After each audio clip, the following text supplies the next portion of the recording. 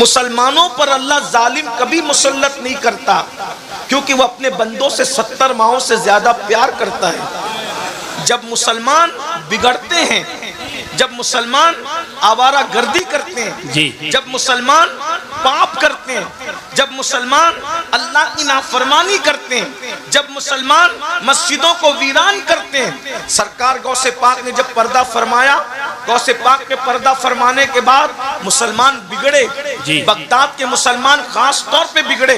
بہت دولت دی اللہ نے، بہت مال دیا اللہ نے، بہت قوت دی اللہ نے، بڑی حکومت دی اللہ نے، تو مسلمان کیسے بگڑے؟ اللہ کو چھوڑا، اس کے رسول کو چھوڑا، قرآن کو چھوڑا، دین کو چھوڑا۔ ایک ایک مسلمان اتنا پاپی ہو گیا تھا کہ 300 لڑکیاں اس کے گھر میں گانا گانے والی تھی، اور 800 لڑکیاں اسے شراب پلانے والی تھی۔ مسلمان سوتے تھے تو سرانے شراب کے مٹکے رکھ کر کے سوتے تھے، عیاشیاں کرتے تھے، آوارگی کرتے تھے۔ اچھی طرح یاد رکھنا مسلمانوں، جب تم اللہ کے ساتھ بغاوت کرتے ہو تو اللہ کی تلوار اٹھتی ہے، اور اللہ کی تلوار کیسے اٹھتی ہے؟ اللہ تم پر ظالم مسلط کرتا ہے، نام ان کا ہلاکو ہو، چنگیز ہو، لیکن کردار سب کا ایک ہی ہوتا ہے۔ نام بدلتے رہیں گے لیکن کردار وہی رہے گا۔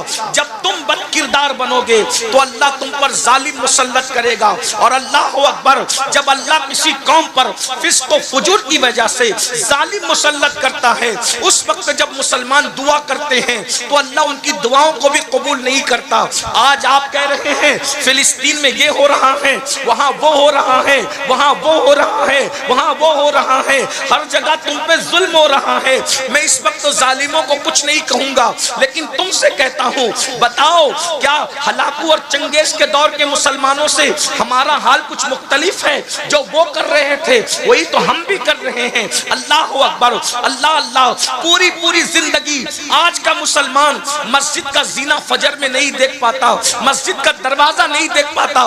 بولو کتنے مسلمان فجر پڑھتے ہیں؟ اللہ اکبر، جلسوں میں ہزاروں ہیں، اور فجر کی نماز میں انگلیوں پر گن سکتے ہو۔ یہ کیفیت ہے مسلمانوں کی۔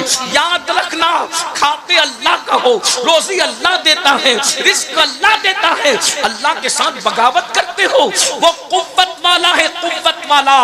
جب اس کے غضب کو کوئی چیلنج کرتا ہے تو پھر وہ تم پر ظالم، ایسے ظالم اور اللہ اکبر ایسے بے مروت اور سخت دل ظالم کو مسلط کرتا ہے کہ پھر وہ تم پر رحم نہیں کرتے۔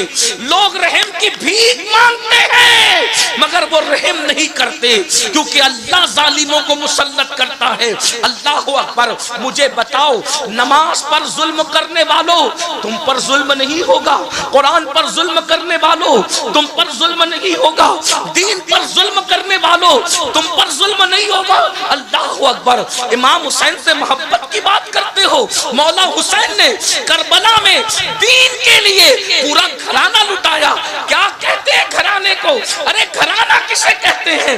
جوان بیٹا لٹایا دین کے لیے، 6 مہینے کا معصوم لٹایا دین کے لیے، ان کی بیٹیاں، بہویں، بیوی، اللہ اکبر، بہنیں، ان کے دوپٹے لوٹے گئے صرف اس لیے کہ ان کے دوپٹے لوٹیں گے تمہارا دین بچ جائے گا، ہمارا دین بچ جائے گا۔ ہم نے کوئی پرواہ کی؟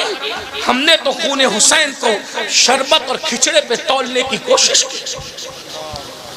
یاد رکھنا، اگر ایک چھوٹا سا گھروندہ کوئی بچہ بنائے اور اس کا باپ اس گھروندے کو توڑ دے تو بچہ بھی اپنے باپ سے ناراض ہو جاتا ہے، میرا بنایا ہوا گھروندہ کیوں توڑا؟ کیونکہ میں نے بہت محنت سے مٹی لائی تھی۔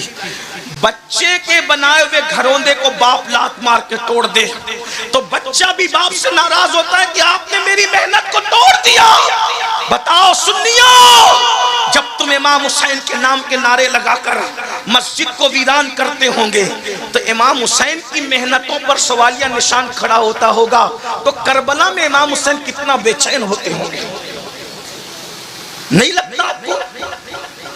آپ کے بچوں کی محنت کو آپ گھروندے کی شکل میں توڑ دو تو بچہ تڑپتا ہے۔ امام حسین کے لاڈلے کی شہادت کو جب تم بھولتے ہوں گے، داڑیاں منڈا کر گٹروں میں پھینکواتے ہوں گے، تو اس وقت امام حسین کے دل پہ کیا گزرتی ہوگی؟ 18 سال کا کڑیل بیٹا میں نے اسی لیے قربان کیا تھا، اور جو امام حسین کو تڑپائے گا کربلا کی زمین پر، تو کیا وہ نہیں تڑپیں گے دنیا میں؟ آج کیوں تڑپ رہے ہو؟ ہماری دعائیں بھی قبول ہو پا رہی ہے؟ سب دعا کر رہے ہیں، سلیم میاں سے لے کے امین القادری تک، قطب ابدال سب دعا کر رہے ہیں فلسطین پہ مدد نازل کر۔ مدد آ رہی ہے؟ مدد بتاؤ کہیں آ رہی ہے مدد؟ کیوں؟ تم نبی اور آل نبی کو مزار میں تڑپاؤ اپنے کردار سے، اور پھر سوچتے ہو کہ تمہاری زندگیوں میں بہاریں آ جائے۔ ممکن نہیں ہے۔ جب کوئی لڑکا کسی لڑکی کے کندھے پہ ہاتھ رکھ کر کے اس کو پارک میں لے جاتا ہوگا بدنیتی کے ساتھ، تو امام حسین کے دل پہ کیا گزرتے؟ ہم کسی مردہ حسین کو نہیں مانتے، ہم زندہ حسین کو مانتے ہیں۔ وہ اور لوگ ہوں گے جن کا کوئی حسین مر گیا، ہم سنیوں کا حسین جو ابن علی ہے وہ ایسا زندہ ہے کہ ہم یہ محفل کر رہے ہیں اس تصور کے ساتھ کہ امین اور سلیم کرسی پر بعد میں آ کے بیٹھے ہیں، جس کی محفل ہے وہ حسین پہلے سے آیا ہے۔ سبحان اللہ، سبحان اللہ، نعرہ تکبیر، نعرہ رسالت، مسلک اعلیٰ حضرت سید امین القادری صاحب قبلہ۔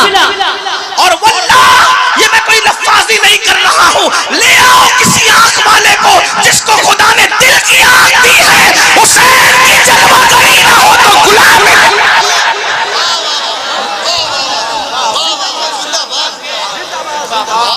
ارے جب ان کے بیٹوں کے بیٹوں کے بیٹوں کا بیٹا ایک وقت میں 70 مریدوں کے گھر جا سکتا ہے، تو پھر امام حسین اس جیسی کتنی محفلوں میں آ سکتے ہیں۔ ارے تم نے امام حسین کو سمجھا کیا ہے؟ حسین اس ہستی کا نام ہے جو جب چاہے جہاں چاہے اللہ کے اذن سے روحانی طور پر تشریف لے جا سکتے ہیں۔ آپ امام حسین کی طاقت کو سمجھتے کیا ہو؟